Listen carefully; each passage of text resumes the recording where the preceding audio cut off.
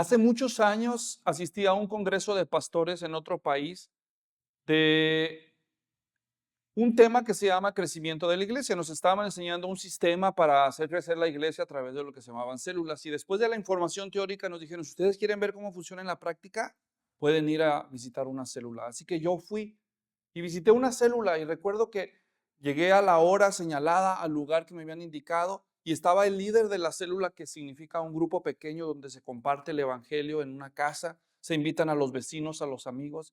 Llegué y me estaba esperando en la puerta el hermano, muy amable, muy sencillo. Era un hombre que trabajaba en la construcción, muy pesado su trabajo y muy pobremente pagado. Y me estaba esperando y había otras personas ahí listas para empezar la reunión. Y me acuerdo que estuve ahí y él fue tan feliz de que yo lo estaba visitando. Y él me llevó a su cuartito, que realmente solamente era una cortina que dividía del cuarto principal. Y ahí estaba una cama y en la pared había un mapa del mundo y me dijo, nosotros oramos por países del mundo y yo oro por México con mi esposa. En este lugar me arrodillo, me dijo, y ahora Dios trajo un pastor mexicano aquí a mi casa y él estaba muy feliz. Él no solamente estaba a cargo de esa célula, sino que además supervisaba otras 4. Así que él tenía supervisión directamente sobre 4 líderes de otras células y era el líder de esta célula, y él ya había multiplicado esta célula 2 veces. Había crecido tanto que ya no cabía. Entonces, él por esos resultados se había ganado el derecho a ser supervisor de células. Así que indirectamente había más de 50 personas de la iglesia bajo su cuidado. 4 líderes y las personas debajo de esos líderes. Y yo le pregunté al hermano, ¿como cuánto tiempo dedica usted al ministerio? Porque él trabajaba de tiempo completo de albañil. Esto fue en Guatemala. Muy pobre familia. Me dijo, no, pues mínimo como unas 10 horas a la semana. Eso me dijo. Como 10 horas a la semana. O sea que cada noche más o menos él dedicaba en promedio unas 2 horas. Aparte de ir a trabajar una jornada completa, y gastaba tiempo de su vida a veces para ir a las reuniones de la iglesia donde le daban la lección y la capacitación para dirigir la célula, y otras veces para buscar a vecinos y personas para invitarlos a venir, y luego para discipular a los nuevos creyentes, y luego para supervisar a los líderes. Recuerdo que tiempo después Lilia y yo fuimos a la celebración donde esta iglesia, que era una sola iglesia, hizo un culto especial de acción de gracias a Dios porque habían llegado a su meta de 1000 grupos celulares. 1000 grupos. Fue en el Parque de la Industria, para los que son guatemaltecos. Rentaron una nave grandísima y todos los hermanos vinieron a celebrar que habían llegado a sus primeros 1000 células. Imagínense nada más. ¿Cómo es posible que eso suceda? Se preguntarán algunos. ¿Cómo? Me gustaría ver algo así, dicen, tal vez. ¿Saben cómo, hermanos? Cuando cada uno de los miembros de la iglesia se toma en serio la obra del Señor. Solo así se pueden hacer estas cosas. No nada más 2 o 3. Cuando cada miembro de la iglesia se toma personal la obra del Señor. El mensaje que vamos a estudiar hoy es la continuación de la serie Lecciones Mayores de los Profetas Menores. Y el libro que vamos a estudiar hoy es el libro del profeta Ageo. Así que si tienen ya sus Biblias abiertas en Ageo, porque lo leímos antes en este servicio, busquen ahí Ageo. Ageo es el segundo libro del Antiguo Testamento más pequeño, solo 38 versículos. Solamente es más pequeño que Ageo, Abdías. Ageo fue uno de los judíos que regresaron del exilio en Babilonia, junto con otros 50,000 aproximadamente judíos bajo el liderazgo de un hombre llamado Zorobabel. Regresaron a su país que estaba en ruinas, en abandono. Y Dios va a usar a este hombre que ya está en su etapa mayor de edad para darle un mensaje de exhortación a su país. Y entonces en este pequeño libro vamos a descubrir 4 mensajes. Hay 4 mensajes que Dios le da al profeta Ageo para que se lo entregue a los líderes y a toda la nación. Cada mensaje es muy fácil de identificar porque inicia con la fecha en que Dios le habló al profeta. en el versículo 1 dice, en el año segundo del rey Darío, en el mes sexto, el día primero del mes, vino la palabra del Señor por medio del profeta Ageo a Zorobabel, hijo de Salatiel, gobernador de Judá, y sumo sacerdote Josué, hijo de Josadac, diciendo, así dice el Señor de los ejércitos. En el versículo 2:1 está el segundo mensaje. En el día 21 del mes séptimo vino la palabra del Señor. En el capítulo 2, versículo 10, empieza el tercer mensaje. El día 24 del mes noveno, en el año segundo de Darío, vino la palabra del Señor al profeta Ageo diciendo, así dice el Señor. Y finalmente, en el versículo 20, dice, y la palabra del Señor vino por segunda vez a Ageo el día 24 del mes diciendo, habla Zorobabel. Así que hermanos, este pequeño escrito se compone de 4 mensajes. El primer mensaje en el capítulo 1 es un mensaje de reprensión. El segundo mensaje en el capítulo 2, versículos 1 al 9, es un mensaje de aliento. El tercer mensaje, los 2 últimos mensajes son mensajes de promesas. Una promesa al pueblo si corrigen un pecado, un problema, y luego una promesa a un líder, a Zorobabel. Así que hoy vamos a conocer el mensaje que Dios nos da a través del profeta Ageo, y el título de este mensaje que yo le di es Manos a la obra. Diga manos a la obra.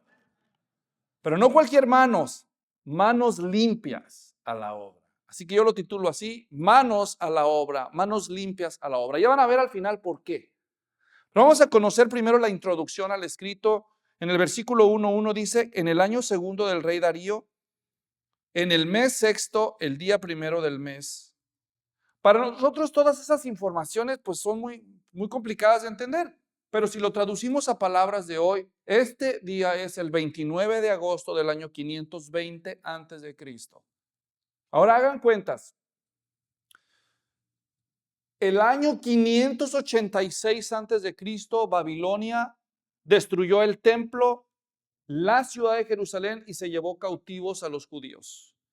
586 antes de Cristo y ahora estamos en el año 520. Quiere decir que han pasado 66 años. ¿Están siguiendo la lógica? Han pasado 66 años, ellos han vivido cautivos en otro país, en Babilonia. Pero resulta que el imperio medo-persa, el imperio de Media y el imperio de Persia se asocian y guerrean contra Babilonia y la vencen. Vencen a Babilonia sin destruir la ciudad. Así que los medo-persas se hacen del poder. En Persia gobernaba el rey Ciro y en Media el rey Darío. Y se hacen aliados y combaten y vencen a Babilonia. Y entonces empieza el cumplimiento profético que Dios había dado décadas atrás por medio del profeta Jeremías y del profeta Isaías. Dios había dicho mucho tiempo atrás por medio del profeta Isaías, palabras como estas, leo para ustedes, Isaías capítulo 44, versículo 28 dice, el que dice, Ciro, él es mi pastor y él cumplirá todos mis deseos. Y dice de Jerusalén, será reedificada y al templo serán echados tus cimientos. Fíjense lo que se profetizó aquí más de un siglo antes de que las cosas se cumplieran. Dios dijo que iba a haber un hombre llamado Ciro que iba a ser escogido por Dios para hacer que Jerusalén y el templo fueran reedificados. En Isaías 45:1 dice, así dice el Señor a Ciro, su ungido, a quien ha tomado por la diestra para someter ante él las naciones y para desatar lomos de reyes, para abrir ante él las puertas, para que no queden cerradas las entradas. Y sigue hablando de Ciro el persa, sin saber pues aquí en este punto que iba a ser Ciro el persa. Pero más de un siglo después, entonces llega el tiempo del cumplimiento y entonces dice el libro de Esdras, ahora me voy a ir al libro de Esdras para aquellos de ustedes que son un poco curiosos. Y dice en el capítulo, voy a leerles, en el capítulo 3 dice, cuando llegó el mes séptimo y los hijos de Israel estaban ya en las ciudades, el pueblo se reunió como un solo hombre en Jerusalén. Entonces Jesúa, hijo de Josadac, con sus hermanos los sacerdotes, y Zorobabel, hijo de Salatiel, con sus hermanos, se levantaron y edificaron el altar de Dios del Dios de Israel. ¿De qué está hablando aquí? Aquí está hablando ya de los judíos que regresaron. En Esdras, en el capítulo 1, el libro empieza diciendo así: en el primer año de Ciro, rey de Persia, para que se cumpliera la palabra del Señor por boca de Jeremías, el Señor movió el espíritu de Ciro, rey de Persia, y éste hizo proclamar por todo su reino y también por escrito, diciendo: así dice Ciro, rey de Persia, el Señor. Y ese en hebreo es Yahweh, el Dios de Israel. Yahweh, el Dios de los cielos, me ha dado todos los reinos de la tierra y Él me ha designado para que edifique una casa en Jerusalén que está en Judá. Imagínense, un pagano que nada tiene que ver con los judíos, le entra una convicción, le cae ahí información de Jeremías. Jeremías había profetizado que al cabo de 70 años del exilio, Dios los iba a traer de regreso. Y Isaías, que había dicho que el nombre que iba a usar iba a ser el rey Ciro, que ni siquiera era judío. Y Ciro escribe una carta que está todo detallado en Esdras 1, ustedes la pueden leer, y les dice a los judíos: tienen permiso de regresar. Y entonces Zorobabel organiza el primer retorno, todo está detallado en Esdras capítulo 2. Y lo primero que hace el pueblo cuando llegan a la tierra de Judá, llena de escombros y de destrucción y de tizne por los incendios que hubo 70 años atrás, 66 años atrás, empiezan ellos a decir: ¿qué es lo primero que tenemos que hacer? Y según Esdras 3, del 1 al 3, ellos dicen: lo primero que tenemos que hacer es reconstruir el templo. Pero para reconstruir el templo había muchísimo trabajo que hacer, así que se les ocurrió una idea. El templo era un edificio grande y alto, que tenía dos bloques, un bloque menor que se llamaba la cámara, que le llamaban el lugar santísimo. Y ahí estaba el cofre, el arca del pacto, como 1,10 m, y ahí estaban las tablas de Moisés, todo eso que ustedes ya conocen. Y luego estaba dividido por una cortina de la segunda etapa del edificio, que era la segunda cámara, el lugar santo. El lugar más pequeño era el lugar santísimo, el de más atrás. La parte más amplia, el lugar santo. Y luego había, a modo de puerta, otra cortina gruesa. Y entonces salía y estaba afuera lo que se llamaba el atrio, que en realidad era un patio. Y enfrente, a unos metros enfrente de la puerta de entrada del santuario, así afuera, en el patio, en el atrio, había ahí es donde se ponía el altar, según las indicaciones que está todo eso en los libros de Moisés. Había un altar como de unos 3 metros por 3 metros, sobre como de 1 metro de alto, había una rampa, y luego había un altar donde se sacrificaban los animales y se quemaban las ofrendas. Era el altar de los sacrificios. Así que dice Esdras capítulo 3, versículo 3, leo para ustedes, dice: y asentaron el altar sobre su base, porque estaban aterrorizados a causa de los pueblos de aquellas tierras, y sobre él ofrecieron holocaustos al Señor, los holocaustos de la mañana y de la tarde. La ley ordenaba que se le ofreciera a Dios un sacrificio diario, uno en la mañana y uno en la tarde. Holocausto significa que el animal debía ser quemado después de ser sacrificado. Así que lo primero que ellos dicen: tenemos que empezar honrando a Dios, y construyen el altar. Construyen el altar para Dios. Pero después de que construyen el altar, las naciones vecinas oyen que han regresado los judíos y que están empezando la reconstrucción del templo. Y entonces vienen los samaritanos, que son mitad judíos, mitad paganos. Fue una mezcla extraña que algún día yo les expliqué. Pero viene una nación vecina y dice: nosotros también queremos participar en la construcción del templo. Y los judíos dicen: no, ustedes no pueden hacer eso. Eso es tarea nuestra, nos toca a nosotros. Entonces ellos se sienten ofendidos y le escriben cartas al rey Artajerjes y le dicen: mira, estos judíos se quieren rebelar, y les levanta una infamia. Y dice Esdras capítulo 4 que en el principio, ustedes ven en sus Biblias, dice oposición a la construcción. Le mandan una carta, el rey se ofende y manda otra carta diciendo prohibido reconstruir el templo. Y dice en Esdras capítulo 4, versículo 23, entonces tan pronto como la copia del documento del rey Artajerjes fue leída delante de Rehum, del escriba Simsai y sus compañeros, fueron a toda prisa a Jerusalén, y a los judíos los hicieron parar por la fuerza. Entonces cesó la obra de la casa de Dios que estaba en Jerusalén, y quedó suspendida hasta el año segundo del reinado de Darío, rey de Persia. Entonces, se detiene la obra de la construcción del templo. ¿Por qué era tan importante construir el templo, reconstruir el templo? Hermanos, era muy importante por varias razones. Reconstruir el templo era importante en primer lugar porque era el lugar donde se encontraba el pueblo con Dios. Si no hay templo, no hay lugar de reunión entre el pueblo y Dios. La presencia de Dios representada en el arca del pacto, en el lugar santísimo, no tenía a dónde llegar, por así decirlo. Segundo, no tener templo era una deshonra para Dios delante de las naciones vecinas. Ellos decían, nosotros regresamos porque Dios nos trajo de forma sobrenatural. Entonces se preguntaba a las naciones vecinas, pero no tiene templo, no tiene ni fuerzas para eso, no tiene poder, ni ustedes tienen el poder ni para hacerle una casa. Uy, pues qué Dios es ese. Así que por muchas razones hacer el templo era una prioridad para ellos, pero enfrentaron oposición. Así que ellos dijeron, pues ya lo intentamos, pero ya no nos dieron permiso. Ya no nos dieron permiso. Así que dijeron, pues ni modo.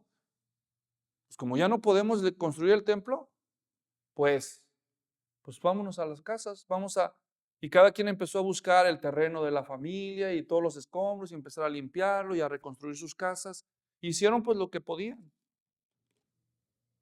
Y así se les fueron 3 meses, 6 meses, 1 año, 5 años, 10 años. Y cuando llevaban 16 años, 16 años pasaron desde que regresaron y no volvieron a intentar reconstruir el templo. Así que Dios se harta de la negligencia de su pueblo y levanta a este anciano profeta y les dice, ve y diles, tengo un problema con ellos. Y ese es el mensaje del profeta Ageo y también del profeta Zacarías, que vamos a ver después. Así que veamos el primer mensaje al pueblo, un mensaje de reproche. Ageo 1:2 dice, así dice el Señor de los ejércitos. Este pueblo dice, no ha llegado el tiempo de que la casa del Señor sea reedificada. Eso es lo que decían ellos, como diciendo, pues nosotros lo intentamos, pero pues todavía no es el tiempo. 16 años, hermanos. Qué descarados. Dice el versículo 3, entonces vino la palabra del Señor por medio del profeta Ageo diciendo, ¿es acaso tiempo para que ustedes habiten en sus casas artesonadas mientras esta casa está desolada? Ahora pues, así dice el Señor de los ejércitos, consideren bien sus caminos. Y aquí es un primer pecado que Dios les reprocha a ellos. Su descuido de la obra de Dios. Su descuido de la obra de Dios. Al principio se entendía, pues, los intimidaron, se los prohibieron, pero todos los años después, ¿qué justificación tenían? Esto nos enseña a nosotros una gran lección, hermanos. Hay veces que nosotros no podemos contribuir para la obra del Señor, para el avance de la obra del Señor, por causas que rebasan nuestra capacidad. Pero cuando usamos eso como excusa para dejar pasar el tiempo y no asumir responsabilidad de volver a intentar, Dios nos puede llamar a cuentas. Y Dios llama aquí a cuentas a su pueblo. Hermanos, esto no es solo problema para ellos. 500 años antes de Cristo. Esto es un problema que ha tenido que enfrentar el pueblo de Dios en cada generación. Y de manera muy, muy relevante, este mensaje es preciso para gente como nosotros aquí y ahora. Porque la mayoría de los inmigrantes que vienen de otros países a los Estados Unidos, díganme ustedes, ¿a qué vienen? ¿A qué? A trabajar. A hacer lo que no se puede hacer en nuestros países. Salir adelante, prosperar, construir una casita, el sueño americano. Ya, si no puedo hacer el sueño americano, cuando menos sáqueme de mi pesadilla mexicana o como quieras llamarla, ¿no? Pero viene la gente a trabajar. Dices, bueno, al menos aquí hay trabajo, allá ni eso. Entonces la gente se dedica a trabajar. Pero algunos de estos inmigrantes somos cristianos. Y vamos a ser tentados a cometer el mismo pecado que ellos, de poner la prosperidad material por delante de nuestra responsabilidad espiritual. Acuérdense las palabras de nuestro Señor Jesucristo en Mateo 6 cuando dijo, no se hagan tesoros en la tierra, donde se carcomen y los ladrones los pueden hurtar. También las palabras del apóstol Pablo, inspirado por el Espíritu de Dios, cuando dice en Filipenses 3:20, nuestra ciudadanía está en los cielos. O las de Pedro en Primera de Pedro 2:11, cuando dice que ustedes son peregrinos y extranjeros. Hoy en día parece que el sueño máximo al que puede aspirar un inmigrante y muchos cristianos también es llegar a ser ciudadano de los Estados Unidos. Pero no, mis hermanos, nuestra ciudadanía está en los cielos. Y es fácil descuidarnos y cometer el error de ellos.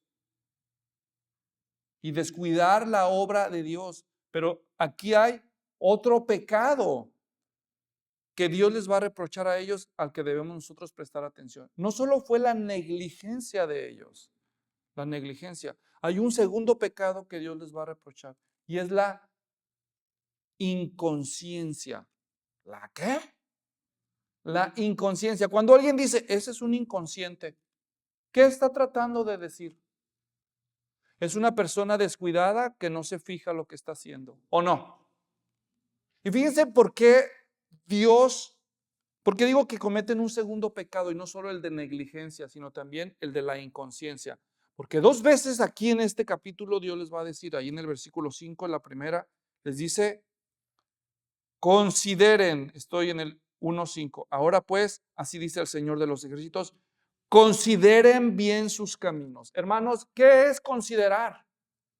¿Qué es considerar?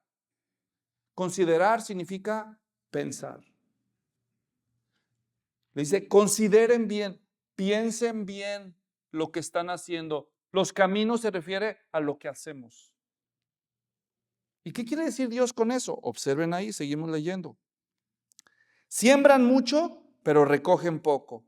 Comen, pero no hay suficiente para que se sacien. Beben, pero no hay suficiente para que se embriaguen. Se visten, pero nadie se calienta. El que recibe salario en bolsa rota. Así dice el Señor de los ejércitos por segunda vez, versículo 7.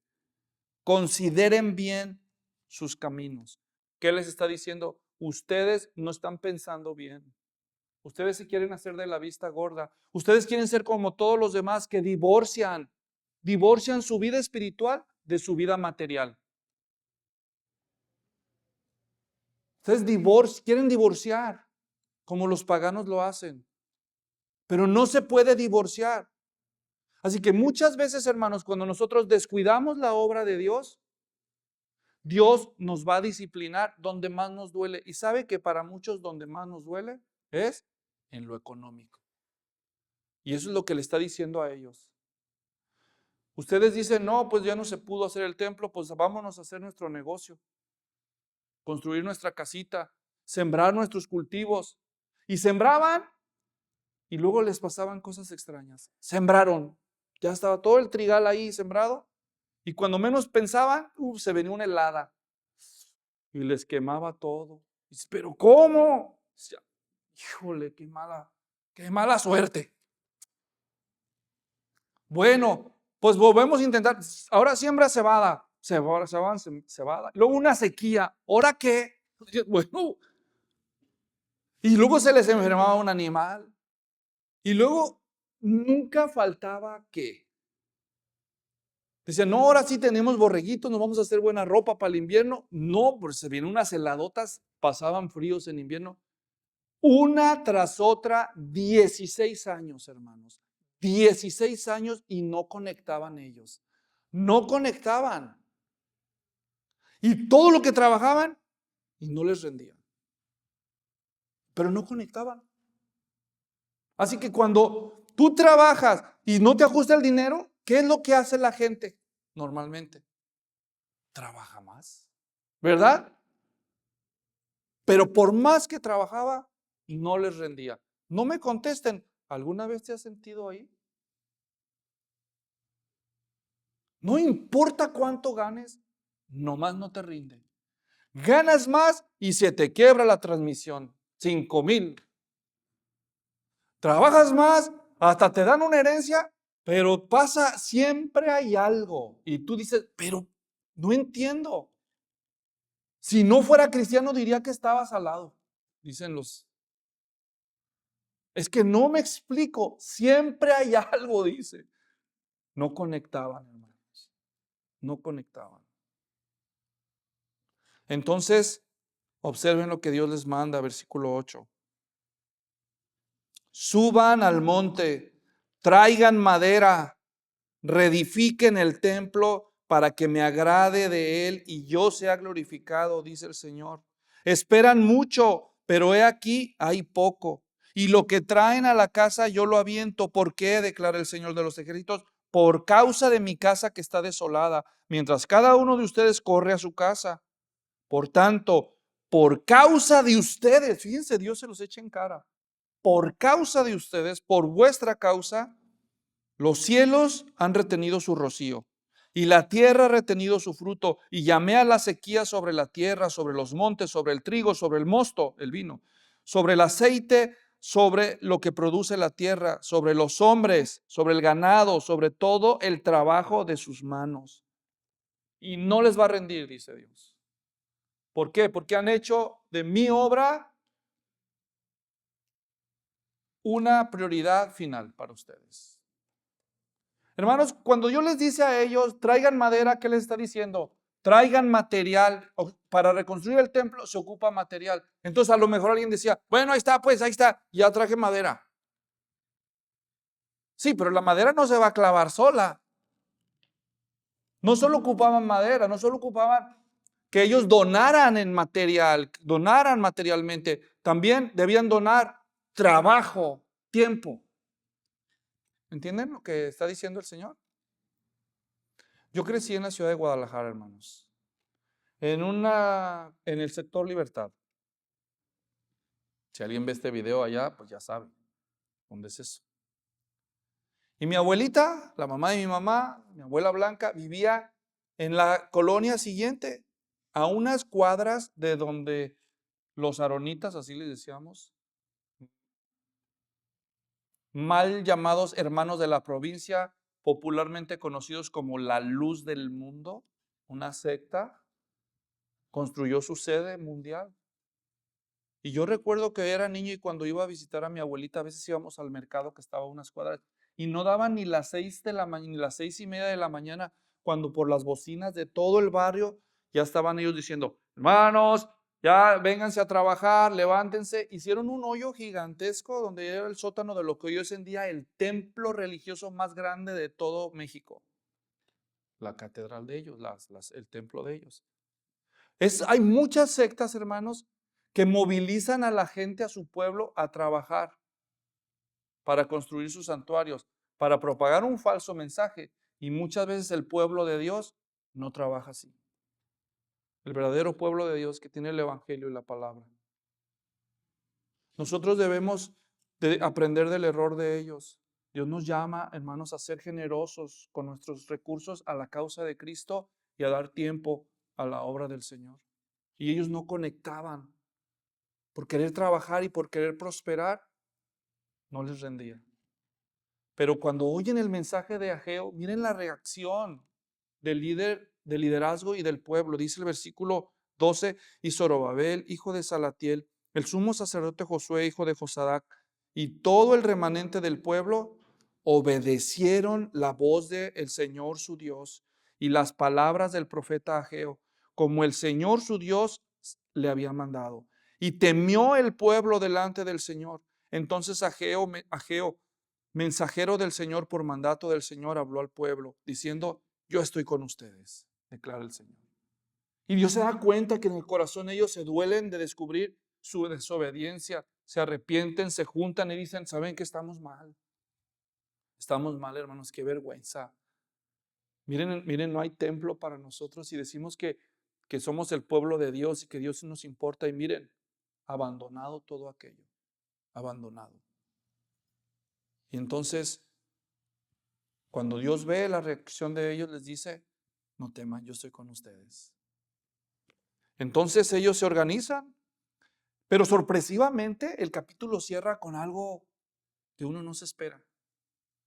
Hermanos, antes de leer el final del capítulo 1, yo les pregunto, si Dios les dice, han abandonado la obra de mi templo, reedifiquen, ¿quién tenía que obedecer? ¿El pueblo o Dios? Pues el pueblo, Dios es el que está dando la orden, ¿no? Así que ellos eran responsables de responder al mensaje de exhortación. Sin embargo, cuando responden al mensaje, dice el versículo 14, dice, y despertó el Señor el espíritu de Zorobabel, hijo de Salatiel, gobernador de Judá, y el espíritu del sumo sacerdote Josué, hijo de Josadac, y el espíritu de todo el remanente del pueblo, y vinieron y comenzaron la obra de la casa del Señor de los ejércitos, su Dios, el día 24 del mes sexto, en el año segundo del rey Darío. Ok, entonces ellos obedecieron, pero aquí se nos abre una ventana y nos dice, ¿por qué obedecieron? ¿Por qué? Porque Dios mismo despertó su espíritu. ¿Saben por qué se nos dicen esas cosas en la Biblia? Bueno, ¿somos nosotros o es Dios el que hace las cosas? Filipenses 2:13, Nuevo Testamento. Porque es Dios el que produce en ustedes el querer como el hacer por su buena voluntad. Nosotros somos siempre responsables de obedecer a lo que Dios nos está reprochando o reprendiendo. Pero cuando nosotros obedecemos, se nos revela que es Dios el que pone esta carga para que no nos vanagloriemos, para que no nos jactemos diciendo, no, pues que yo soy bien obediente. Yo oí la exhortación y no, pues como yo soy bien buena onda, yo sí le hago caso. No. Él dice, no, no, no, no, no, no, no. Él es el Señor mismo despertar nuestro espíritu. De modo que a quién le damos la gloria aún por nuestra obediencia. A Él, porque Él produce el querer como el hacer por su buena voluntad. Y ahí termina el primer mensaje. No me respondas, pero te pregunto igual en el nombre del Señor. ¿Y qué hay de ti?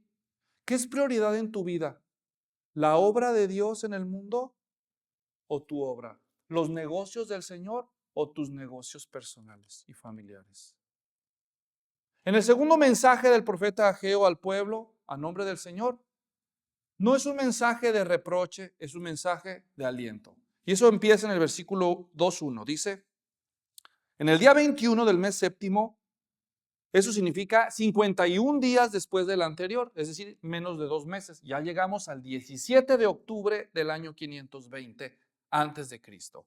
Dice que vino una vez más la palabra de Yahweh por medio del profeta Ageo diciendo, habla ahora a Zorobabel. ¿Quién es Zorobabel? Acuérdense, él es el gobernante.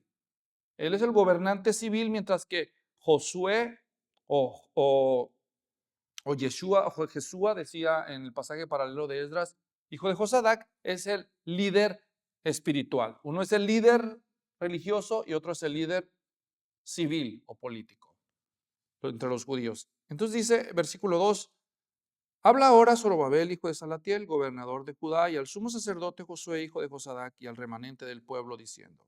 Y aquí viene algo extraño porque algunos no entienden el contexto. Así que antes de entrar, les voy a decir el contexto. 66 años antes, los babilonios habían destruido Jerusalén y el templo. El templo que Dios había recibido como ofrenda que le construyó Salomón en sus años de gloria. Salomón fue el hombre más rico de su tiempo y el más sabio según la Biblia. Y le hizo un templo, pero ¿qué templo, hermanos? Pero una obra maestra no solo de arquitectura, sino de belleza. Recubierto con las mejores maderas del mundo, aromáticas, oro, la plata era como piedra, dice en los tiempos de Salomón. De modo que vino una de las reinas más famosas de la antigüedad, llamando la reina de Sabá, vino a ver si es cierto lo que decían de Salomón, de su sabiduría y de su gloria. Y dice el relato que cuando ella llegó, ella decía, no es cierto lo que me cuentan. Y cuando ella llega y dice que ve la gloria de los edificios y de las obras de Salomón, incluyendo el templo, y oye su sabiduría, ella dice, pero se quedaron cortos. se quedaron cortos, no, ni me dijeron ni siquiera la mitad de lo que es la gloria de este reino y la sabiduría de este rey. Así que los judíos más viejitos se acordaban del templo que había hecho Salomón. ¡Oh, qué templo, templazo! Pero los babilonios lo destruyeron y los llevaron cautivos siendo niños. Y algunos de ellos sobrevivieron el cautiverio y ahora ya son ancianos y regresaron con Zorobabel. Y entonces el pueblo recibe el primer mensaje de Ageo y empiezan a recoger los escombros, a arrimar los materiales, ya están alistando todo para construir. Limpian y ya se ve el terreno donde se va a construir y los materiales y todo. Y por lo que vamos a leer en los próximos versículos, ahí se ve a los ancianitos mirándolos trabajar y diciéndole uno al otro: oye, compadre, ¿cómo ves lo que andan haciendo estos? Y probablemente un viejito decía: no, templo el de Salomón, ese es cierto, miren nomás. Y empiezan a criticar a los que están trabajando. Eso no es templo, ¿qué? Casa de campaña, ni eso. Y empiezan a criticarlos. Si tú estuvieras trabajando duro con lo mejor que tienes y vienen los más viejitos del pueblo de Dios a criticarte, ¿cómo te sentirías? Ahora saben por qué. El segundo mensaje es un mensaje de aliento para ellos, porque dice el versículo 3: ¿quién ha quedado entre ustedes que haya visto este templo en su gloria primera? ¿Y cómo ven ahora? Tal como está. No es como nada delante de sus ojos. Y eso decían los viejitos: templo el de Salomón, y los criticaban. Y la gente estaban como el negrito ese, ¿no? De los videos. Sin palabras y los acababan, ¿verdad? No, no. Y se desanimaron. Y dice el siguiente versículo 4. Pero ahora, fíjense la palabra que se va a repetir. ¿Cuál es la siguiente palabra? Versículo 4. Esfuérzate, Zorobabel, declara el Señor. Esfuérzate tú también, Josué, hijo de Josadac, como sumo sacerdote.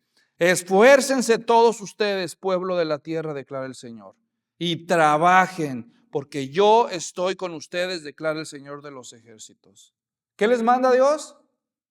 ¿Qué les manda? Usted no se fije en lo que digan los viejitos. ¿Usted qué? Échele ganas, dicen los mexicanos, ¿no? Usted esfuércese. Usted no se tiene que comparar con Salomón, ni se tiene que comparar con los artesanos más prestigiosos del mundo que Salomón hizo venir para construir ese templo. No, pues ¿quién les va a ganar? A mí no me salen bien ni un muñequito de palitos y ese te trajo a lo mejor del mundo y ahora estamos aquí. ¿Cómo vamos a competir con eso? No tienes que competir con nadie. Solo tienes que esforzarte. Esforzarte. Dios no va a comparar lo que tú hagas por su obra con el talento que le ha dado a otros. No, pues yo me pongo a cantar y luego oyes a ciertos cantantes cristianos y dices: no, pues mejor me quedo callado. Mejor pongamos el karaoke aquí a escuchar no voy a decir a Martín, pero a escucharme a mí. Claro, siempre va a haber alguien más talentoso que nosotros. Pero recuerden las palabras del Señor por medio de la pluma del apóstol Pablo en 1 Corintios 3. Se las recuerdo.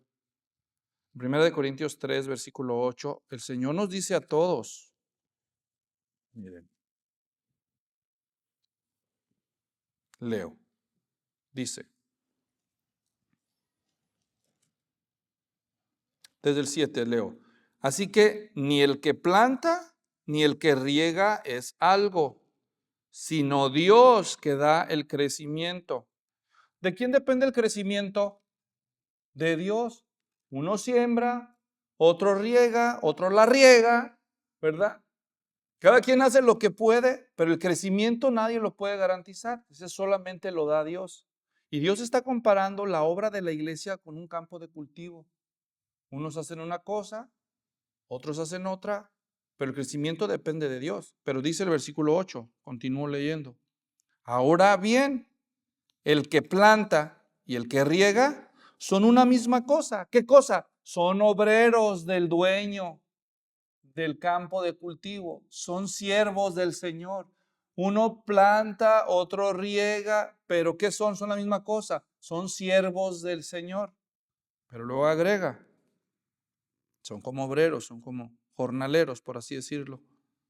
Dice, pero cada uno recibirá su propia recompensa conforme a su propio labor. Dice.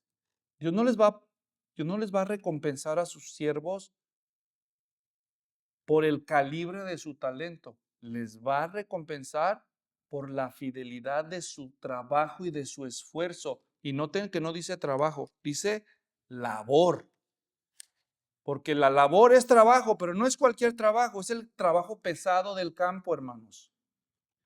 En la labranza hay que laborar, por eso le llamamos labor al trabajo del campo, porque es trabajo pesado.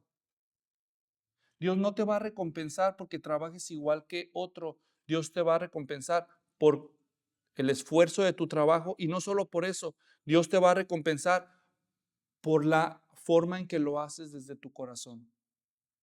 Ahí mismo en 1 Corintios 4, versículo 5, agrega, por tanto, no juzguen antes de tiempo, sino esperen hasta que el Señor venga, el cual sacará a la luz las cosas ocultas de las tinieblas y también pondrá de manifiesto los designios de los corazones.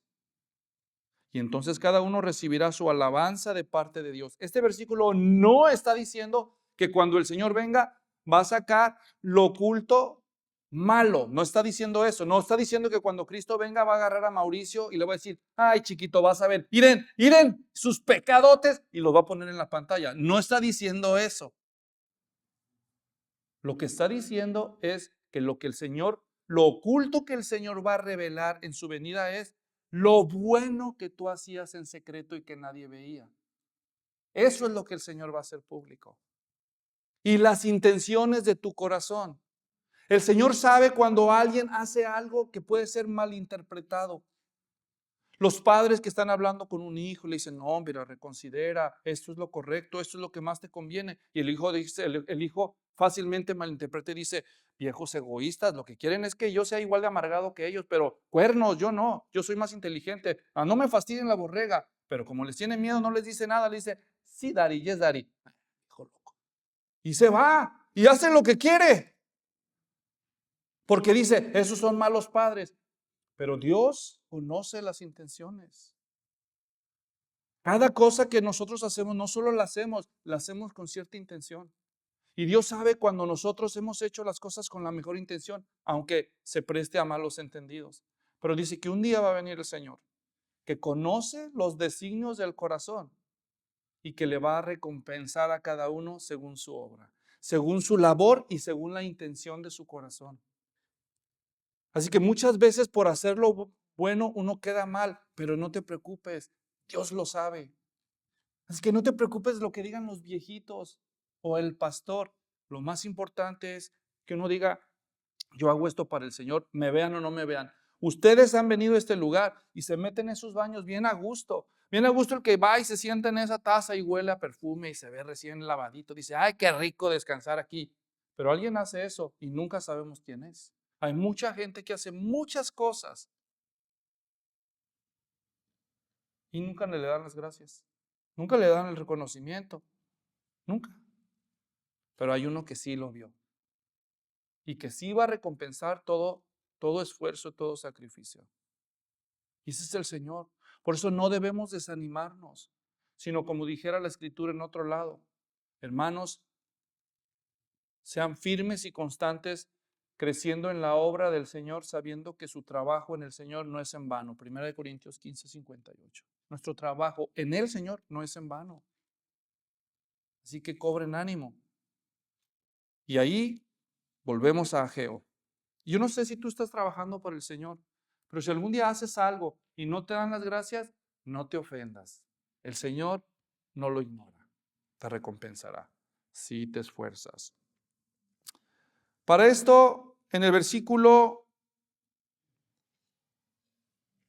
7 dice, haré temblar todas las naciones, vendrán entonces los tesoros de todas las naciones y yo llenaré de gloria esta casa, dice el Señor de los ejércitos. Mía es la plata, mío el oro, declara el Señor de los ejércitos. La gloria final en esta casa será mayor que la primera, dice el Señor de los ejércitos, y en este lugar daré paz, declara el Señor de los ejércitos. En el versículo 5 dice, bueno, desde el 4 que no leí completo, dice, trabajen porque yo estoy con ustedes, declara el Señor de los ejércitos, conforme a la promesa que les hice cuando salieron de Egipto, mi espíritu permanece en medio de ustedes y todo lo demás que ya leí. Lo que está diciendo aquí, hermanos, simplemente es, en lugar de estar prestando atención a las críticas de los demás, debemos recordar las promesas, prestar atención a las promesas que Dios nos ha dado. Aquí les recuerda a él varias promesas, les dice, miren, primero, mi espíritu está con ustedes. Y nosotros también tenemos el espíritu de Dios, Romanos 5:5. Dice que el amor de Dios ha sido derramado en nuestros corazones por el espíritu que nos fue dado. La segunda promesa que Dios le hace aquí a su pueblo es que aunque los judíos más mayores decían, no, la gloria del templo de Salomón, ese sí que era templo, no que eso. Dios dice, mía es la plata, mío es el oro. Van a ver de todas las naciones, yo voy a hacer que lleguen los recursos. Es lo que dice ahí. Y si ustedes leen, hermanos, Esdras capítulo 6, van a ver cómo Dios despierta el espíritu de Darío y dice, más, les voy a leer un poco para que se alegren, que está muy hermosa ese cumplimiento. Leo Esdras 6, escuchen. Entonces el rey Darío proclamó un decreto y buscaron en los archivos donde se guardaban los tesoros allí en Babilonia. Hermanos, ¿de dónde sacaron los babilonios todas sus riquezas? De saquear a todas las naciones, incluyendo a los judíos. Pero ya perdieron los babilonios y viene Darío el Medo y se apodera de Babilonia y dice en el versículo 3, en el año primero del rey Ciro, estoy en Esdras 6:3, el rey Ciro proclamó un decreto en cuanto a la casa de Dios en Jerusalén, que se ha reedificado el templo, el lugar donde se ofrecen los sacrificios y que se conserven sus cimientos con su altura de 60 codos y su anchura de 60 codos, con 3 hileras de piedras enormes en una hilera de madera, y que los gastos se paguen, ¿de dónde? Del tesoro real. ¿De dónde? Y da la orden el rey. A ver, abran los tesoros de Babilonia, saquen los tesoros, mándenlos para Jerusalén. Imagínense cuando esto se empieza a cumplir. Y esto no es todo, hermanos. En el capítulo siguiente, en el capítulo 7, habla de cómo además el rey Artajerjes, el de la reina Esther, los que han leído el libro de Esther ya saben, dice, sí, nosotros también. Y dice que da una orden y manda los tesoros de las naciones para Jerusalén. Y empiezan a ver que llegan los recursos de donde menos se lo esperan. Esto es lo que Dios hace cuando un pueblo se esfuerza en trabajar. En lugar de darle atención a las críticas, confía en las promesas de Dios. Dios proveerá su tiempo para su obra. El tercer mensaje de Ageo. Vámonos de regreso hasta en el capítulo 2, versículo 10. Es una vez más un reproche y a la vez una promesa de esperanza. Y nos vamos a tener que ir por causa del tiempo muy rápido. Yo lo voy a resumir. Simplemente comienza con una ilustración y les dice, miren, Ageo, ve con los sacerdotes delante del pueblo y hazles esta pregunta. Si un sacerdote ofrece un sacrificio y toma de la carne fresca del sacrificio y se la pone en sus ropas y va por un lado, esta es carne consagrada a Dios, ¿verdad? Sí, ok, pregúntale a los sacerdotes. Ok, si toco algo con esta carne, ¿eso que tocó se convierte en sagrado, en consagrado? ¿Qué dicen ustedes? Si tengo algo sagrado y toco otras cosas, ¿esas cosas son sagradas? Pregunto. ¿Cuál es la respuesta? No. No. Pues no, ¿verdad que no? Ok, ahora, cuestión inversa. Si alguien, un sacerdote, anda por allí y luego va y toca un cadáver, cosa prohibidísima a la hora de ofrecer los rituales, y se contamina, se hace inmundo, es la palabra que usa, se hace inmundo. Y luego va y toca otras cosas, ¿esas cosas se convierten también contaminadas, inmundas? ¿Sí o no? Sí. Es como si dijéramos hoy, hermanos, si alguien va a tener una cirugía, entonces viene el médico, esteriliza los instrumentos. Ok, esteriliza. Si ese bisturí esterilizado toca otras cosas, ¿ya están esterilizadas? ¿Nomás porque las tocó un instrumento esterilizado? No. Pero si tú agarras un instrumento si tú agarras algo que está contaminado con microbios y bacterias y lo que sea, y luego vas y tocas otra cosa, ¿se contaminan, sí o no? Sí. Y dicen el 2:14, ándale chiquito. Entonces volvió a hablar a Geo y dijo, así es este pueblo y así es esta nación delante de mí, declara el Señor. Y así es toda obra de sus manos y lo que aquí ofrecen inmundo es. Órale. ¿Pero por qué? ¿Por qué si nos arrepentimos en el capítulo anterior? Bueno, en realidad eran 2 meses atrás, 3 meses, 3 meses. Ahora ya estamos en el 18 de diciembre del año 520. Más de 3 meses desde agosto. ¿Por qué inmundo? Este es el problema, miren. Los judíos dijeron, ok, ya, pues ya, hay que reconstruir el templo. Ya cuando reconstruyamos el templo, ya Dios debe estar contento, ¿verdad? Mientras tanto, ahí está el altar. Podemos hacer ofrendas en el altar. Y llevaban animales y hacían sacrificios en el altar. Y dicen, pues ya. ¿Vas a estar contento Dios, no? Ya le dimos sus ofrendas, ya. Y Dios dice, pues no. Sus ofrendas no me agradan si lo hacen con una actitud espiritualmente descuidada. Van y tocan los cadáveres y no prestan atención a mi ley y todo, y luego vienen y hacen las ofrendas y creen que está bien nada más porque ya van a reconstruir el templo. No, señores. ¿Cuál es el punto? Ok, es bueno trabajar en la obra de Dios y dar ofrendas, pero no suficientemente bueno, porque Dios quiere que lo hagamos en una actitud santificada. Cuida tu vida personal. ¿Cómo estás tratando? No sabemos, solo especulo, tal vez hubo una plaga de ratones o de ratas o alguna cosa por ahí y empezó a haber muchos cadáveres y los judíos sabían que estaba mal tocarlo muerto y luego ir al templo, pero como dicen así en puro valor mexicano, ay, caray, tía la rata viejo ahí, ¿no?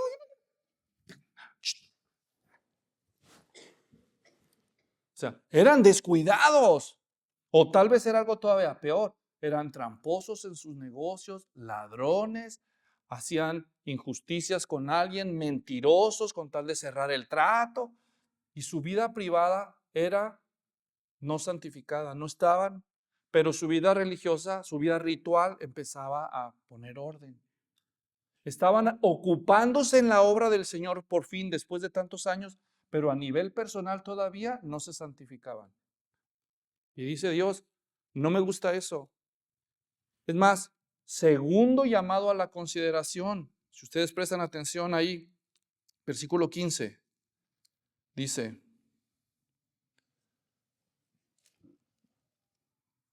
ahora pues, ¿qué les dice después? Consideren bien esto de hoy en adelante.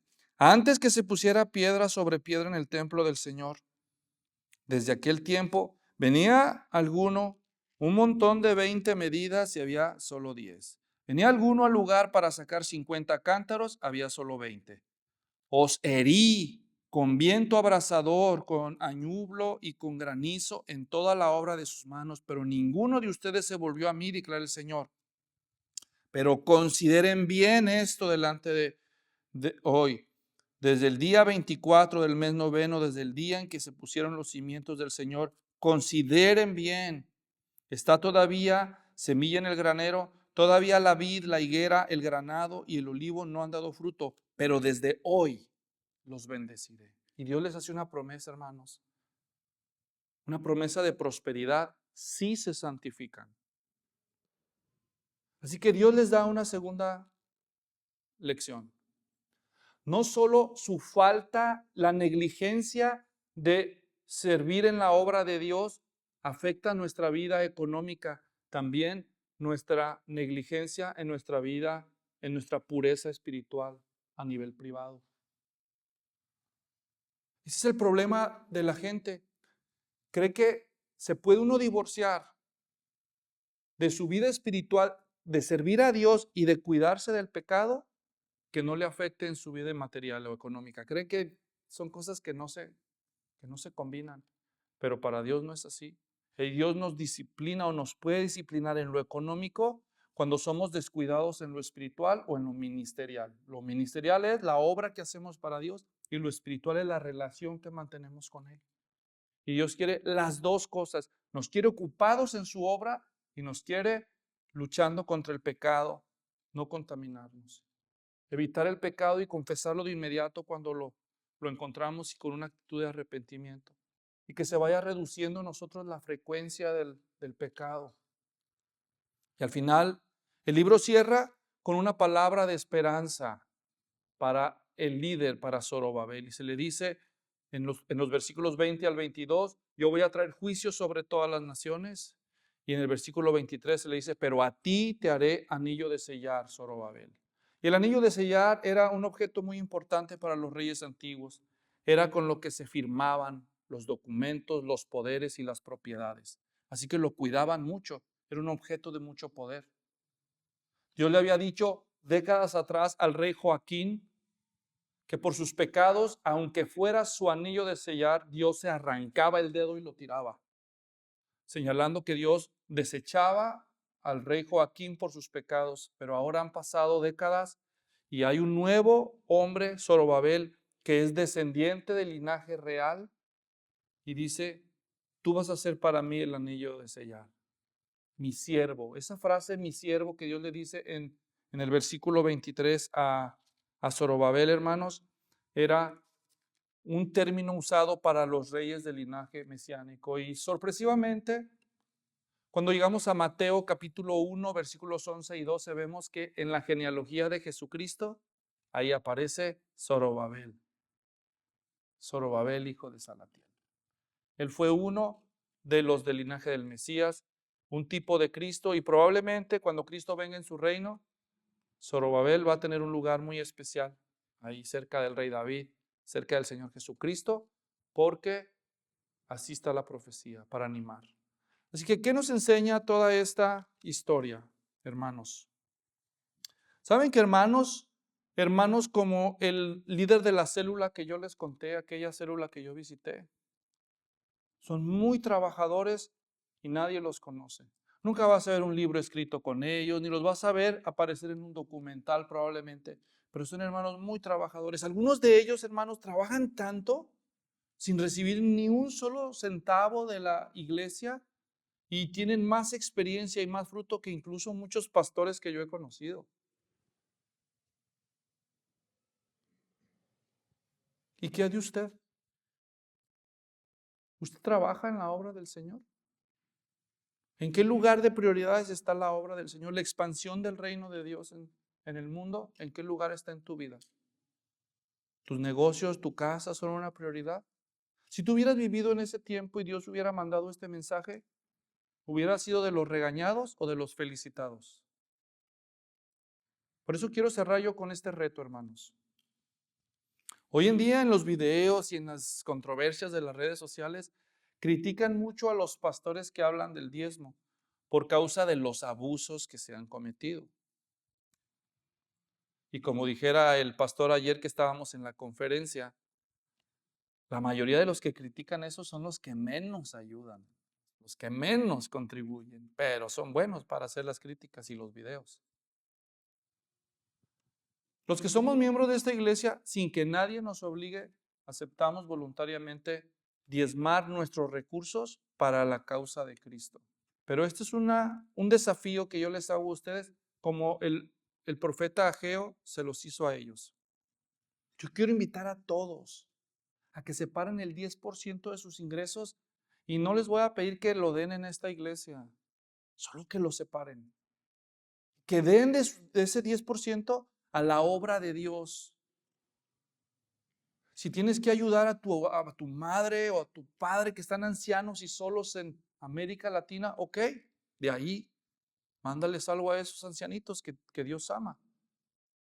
O a un pobre, o a una causa cristiana. Si no lo quiere dar aquí, es tu asunto. Los que somos miembros de esta iglesia creemos en lo que hacemos en esta iglesia, por eso lo damos aquí. Pero pon a prueba al Señor. Separa el 10% de tus ingresos, inviértelos en la obra de Dios en el mundo, en el progreso del evangelio. Y como les dijo a ellos, y cuenten a partir del día de hoy, 28 de abril de 2024, y pónganlo a prueba. A ver si no les empieza a rendir. Porque algunos de ustedes dicen, más que me esfuerzo no me rinde. Y sigo batallando. Número 1, diezmar tus recursos, cuando menos. Y esto no es ley, es una prueba, estoy diciendo, es una prueba voluntaria. Segundo, diezma tu tiempo al Señor. ¿Cuántas horas tiene la semana? ¿Alguien sabe? Exacto, 168 horas. Pero hay que dormir, pastor. Y yo duermo 8 horas porque es lo que recomiendan los médicos. Ok, quítale 8 horas al día. ¿Cuántas te quedan? ¿Cuántas horas te quedan a la semana si le quitas 8 horas diarias? Pues 112, pastor. Claro, ¿quién no sepa eso? 112 horas a la semana nos da Dios. Y de esas 112 horas, ¿cuánto tú dedicas a la obra del Señor? No, pues a duras penas, ¿no? Y empiezan a hacer cuentas y dicen, pues así como predica usted, nomás con venir a oír sus sermones ya se me fueron 2 horas.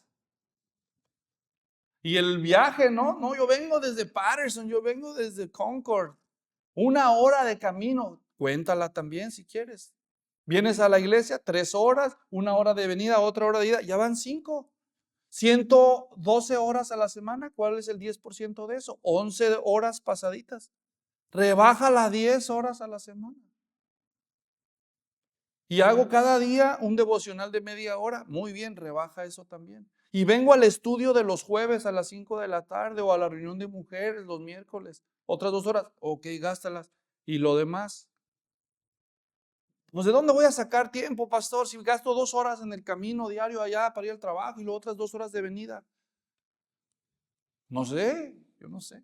¿Por qué no conviertes algunos de tus tiempos muertos en obra del Señor? ¿Por qué en lugar de venir oyendo chistes en el camino, las noticias nada más, por qué mejor no apagas el radio y empiezas a hacer llamadas a hermanos que tú sabes que no han venido, que tal vez están desanimados y los anima, y empiezas a combinar tiempos que de por sí están desaprovechados y los conviertes en obra para el Señor? Y le llamas a alguien, lo animas, oras por alguien, o estás oyendo un sermón en el camino, memorizando un versículo o un audiolibro cristiano, o al menos cantando alabanzas mientras lavas las cosas de la cocina o mientras aseas tu vehículo. Hay muchas formas en que tú puedes transformar tiempos muertos en obra para Dios. No, pues eso es lo que yo hago, pastor, todo el día hago, entonces sigue haciéndolo. Pero si no lo haces, yo quiero desafiarlos. Algunos se quejan de sus iglesias porque dicen, oh, es que mi iglesia es bien chiquita, no tiene muchos ministerios para servir y no hay un ministerio donde yo pueda usar mis dones. Y con eso se lavan las manos como ellos. ¿Saben qué tengo que decirles a los que dicen eso? Tal vez tú eres la persona que Dios quiere usar para empezar un nuevo ministerio. O tal vez puedes buscar un ministerio para eclesiástico de una organización cristiana al cual dar horas y servir a la obra de Dios. Pero no hay excusa, no hay excusa. Y si Dios nos dijera como a ellos, si tienen tiempo para sus casas, para enriquecerlas y sus vehículos, pero la obra del Señor sigue olvidada. Revisen, consideren bien. 5 veces en esta 38 versículos, 5 veces Dios les dice, consideren bien sus caminos, consideren bien sus caminos. Y luego se quejan porque no les rinde, porque no les va tan bien como quisieran. Pero también tiene un tono positivo porque dice, pero vean que a partir de hoy, cuando ustedes empiecen a obedecer, van a ver lo que va a pasar. Así que yo les dejo a ustedes el desafío, pongan a prueba al Señor y tomen el día de hoy y empiecen a hacer lo que les digo y luego digan si Dios no ha obrado. Oremos. Padre, gracias te damos por ese libro tan hermoso y los desafíos que traes a nuestras vidas por medio de él. Que no caigan en saco roto es mi oración en el nombre de Jesús. Amén.